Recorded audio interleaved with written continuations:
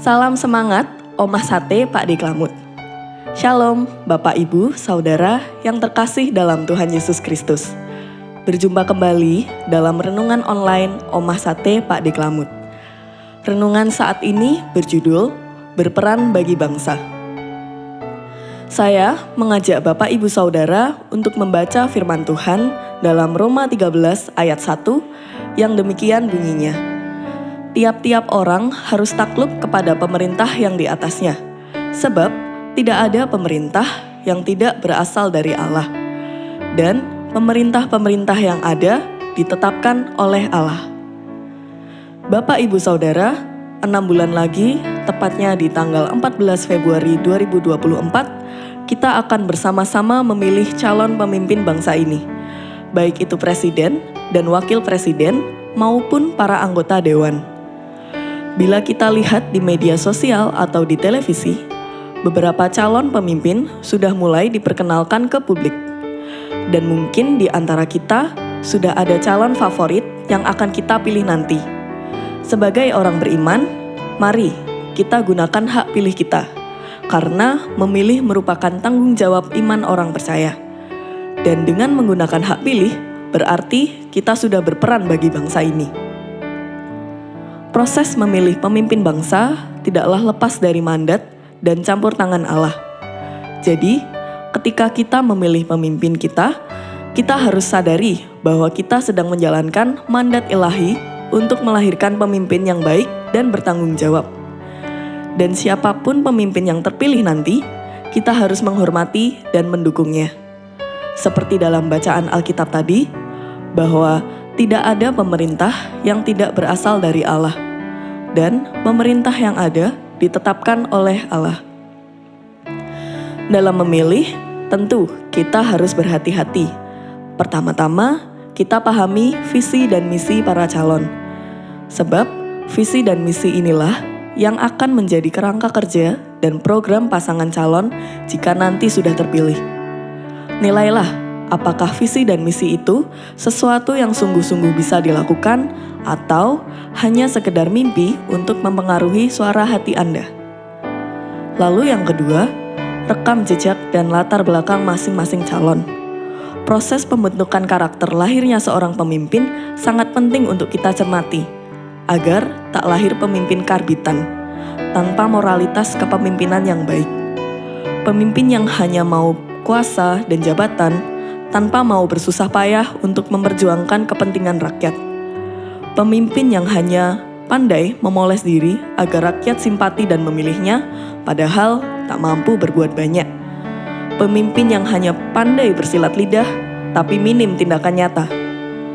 Karena itu, mari kita periksa dan cermati rekam jejak dan latar belakang para calon pemimpin sebelum menentukan siapa yang akan dipilih. Kemudian yang ketiga, sinergisitas pasangan calon. Pasangan calon dipilih dalam satu paket sebagai calon presiden dan wakil presiden. Namun, yang seringkali menjadi sorotan adalah calon presiden.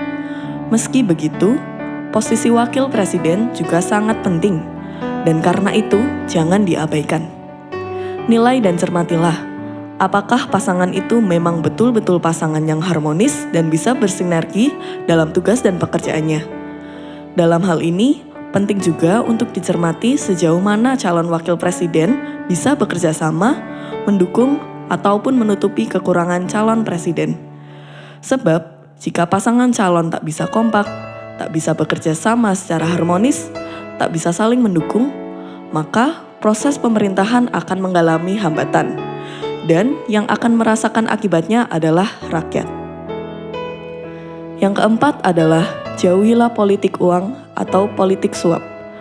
Politik uang merupakan pembodohan rakyat dan merusak substansi demokrasi kita. Dalam kitab Keluaran 23 ayat 8 ditegaskan bahwa suap janganlah kau terima, sebab suap membuat buta mata orang-orang yang melihat dan memutarbalikkan perkara orang-orang yang benar. Yang terakhir adalah kita berdoa supaya setiap pemimpin yang terpilih diberkati Tuhan dan diberi hikmat serta hati yang bijaksana dalam memimpin bangsa ini, sehingga rakyat Indonesia hidup damai dan sejahtera. Seperti tertulis dalam 1 Timotius 2 ayat 1-2 yang berbunyi, "Pertama-tama aku menaksihatkan, naikkanlah permohonan, doa syafaat dan ucapan syukur untuk semua orang, untuk raja-raja dan untuk semua pembesar, agar kita dapat hidup tenang dan tentram dalam segala kesalehan dan kehormatan. Amin." Mari kita berdoa. Bapa yang Maha Kasih, Bapa yang kami sembah dalam pribadi Tuhan Yesus Kristus, kami berdoa bagi para pemimpin bangsa ini, mulai dari tingkat atas seperti presiden, para menteri, gubernur, bupati, hingga RT dan RW. Kiranya Tuhan memberkati setiap hamba-Mu yang duduk di pemerintahan. Berikanlah hati yang takut akan Tuhan dan dipenuhi hikmat, supaya setiap kebijakan yang diambil membawa kebaikan bagi kami orang percaya. Jauhkanlah bangsa ini dari perpecahan dan konflik, serta bencana ya Tuhan. Berkatilah pemilu yang akan dilaksanakan tahun depan, supaya berjalan damai dan menghasilkan pemimpin-pemimpin yang baik bagi bangsa ini. Dalam nama Tuhan Yesus kami berdoa dan memohon. Haleluya, amin. Demikianlah renungan Omah Saktepa di Kelamut saat ini. Selamat pagi, selamat beraktivitas, dan Tuhan Yesus memberkati.